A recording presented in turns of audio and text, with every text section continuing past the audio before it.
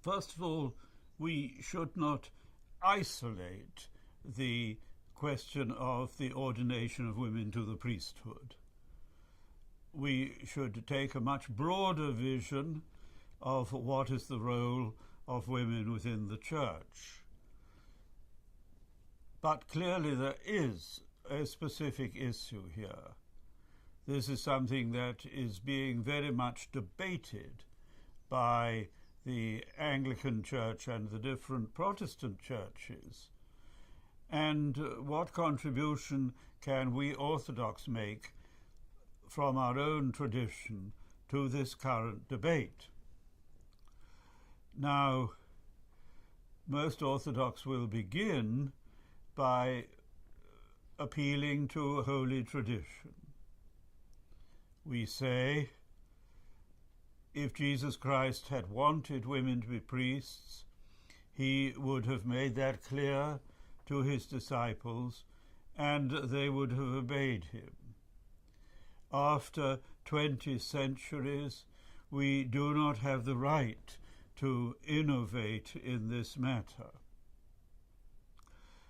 Now, yes, that is, in my view, an important argument. But it merely tells us that there have never been women priests in the church. It does not tell us why there have never been women priests. Surely there should be some reason that we can give for the limitation of priesthood to men. And here we need to take into account, for example, the iconic argument. In its simplest form, this says the priest is an icon of Christ. Christ was male, therefore the priest should be male. Of course, the argument can be stated with much greater subtlety. But this argument raises important questions that need to be explored. First, what does it mean that the priest is an icon of Christ, that he represents Christ? Cannot a woman also represent Christ? And furthermore, there is a second question here. What is the theological significance of the maleness of Christ as distinct from his humanness?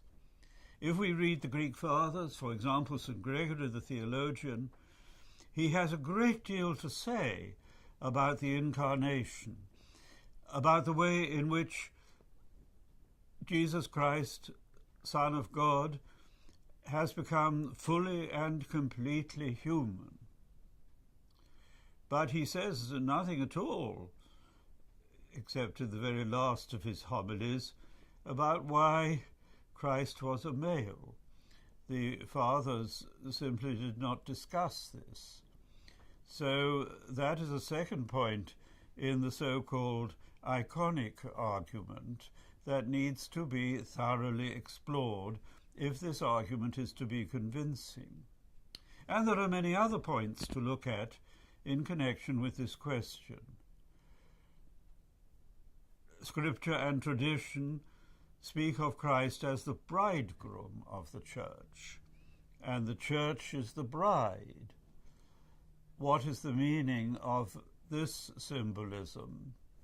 And is this relevant to the question of the priesthood? These are matters to which we Orthodox have not given a great deal of thought, and there's plenty of work to be done.